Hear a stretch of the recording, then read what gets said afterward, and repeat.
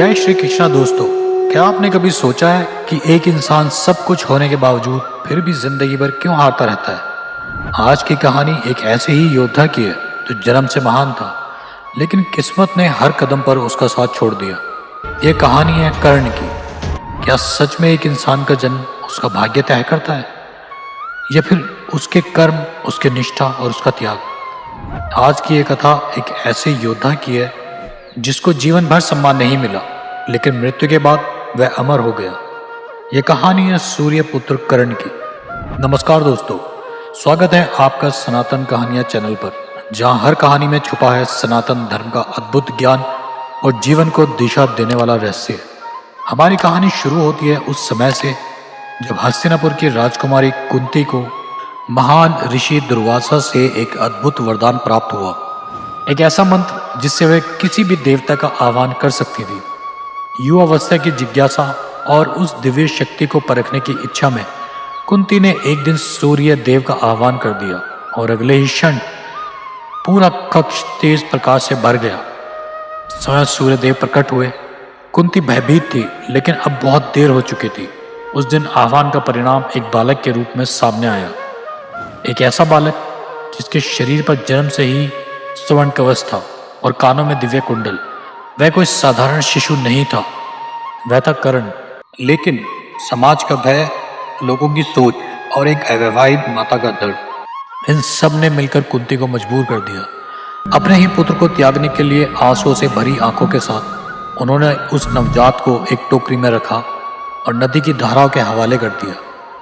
यह केवल एक बालक नहीं था, वह एक माँ का टूटता हुआ दिल था। आखिरकार पहुंचा एक साधारण सारथी अधीरथ और उसकी पत्नी राधा के पास। उन्होंने उसे अपनी संतान की तरह अपनाया, नाम रखा वायुसेन, और दुनिया ने उसे जाना कर्ण के नाम से। बचपन से ही कर्ण अलग था। उसकी आंखों में एक सपना था और आग थी, एक पहचान पाने की आग। वह धनुर्विद्या सीखना चाहता था, एक महान योद्धा बनना चाहता था, लेकिन समाज ने उसे कभी स्वीकार नहीं किया। जब वह गुरु द्रोण के पास गया तो उसके जन्म के कारण ठुकरा दिया गया। उस दिन कर्ण के दिल में एक ऐसा घाव बना जो कभी नहीं भरा। लेकिन कर्ण हार मानने वालों में से नहीं था। उसने ब्राह्मण का वेश धारण किया और पहुंच गया गुरु परशुराम के पास। उसने उनसे दिव्यास्त्रों की शिक्षा प्राप्त की। वह उनका सबसे प्रिय शिष्य बन गया। लेकिन एक दिन सत्य सामने आ गया और परशुराम ने उसे श्राप दिया कि जब उसे सबसे ज्यादा जरूरत होगी वह सारे मंत्र भूल जाएगा। भाग्य यही नहीं रुका।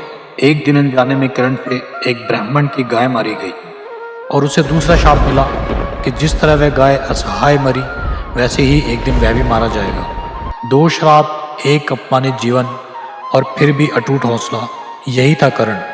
समय बीता और हस्तिनापुर की रंगभूमि में अर्जुन अपनी वीरता दिखाता रहा। तभी एक नया योद्धा वहां प्रवेश करता है, कर्ण। वह अर्जुन को चुनौती देता है, लेकिन फिर भी वही सवाल, तुम्हारा वंश क्या है। और एक बार फिर कर्ण को अपमान सहना पड़ा। तभी दुर्योधन आगे आता है और इतिहास बदल देता है। वह कर्ण को अंग देश का राजा घोषित कर देता है और उस क्षण में कर्ण को उसकी पहचान मिलती है और उसी क्षण वह पूरी जिंदगी दुर्योधन को समर्पित कर देता है।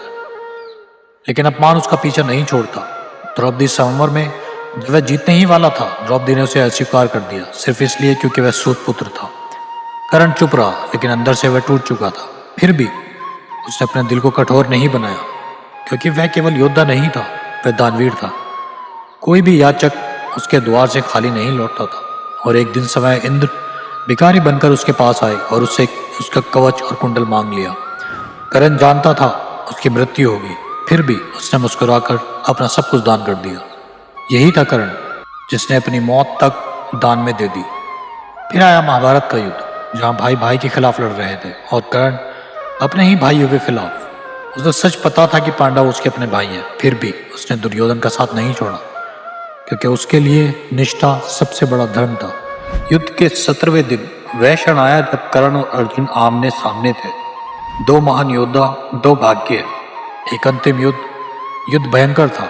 धरती कांप रही थी, आकाश बाणों से भरा था। लेकिन तभी भाग्य ने अपना खेल खेला।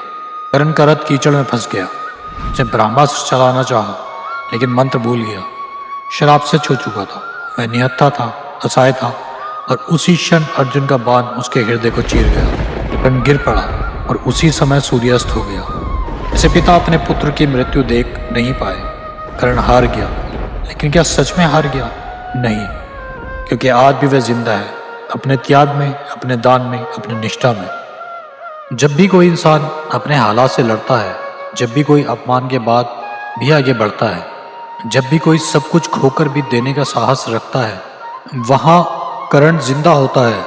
क्योंकि सच्चा महान वही होता है जो जन्म से नहीं, अपने कर्मों से पहचाना जाता है। अगर आपको दानवीर कर्ण की यह कहानी दिल को छू गई हो तो वीडियो को लाइक और शेयर ज़रूर करें। ऐसी ही प्रेरणादायक और धार्मिक कथाओं के लिए हमारे चैनल को सब्सक्राइब करें और कमेंट में ज़रूर लिखें। जय श्री कृष्ण।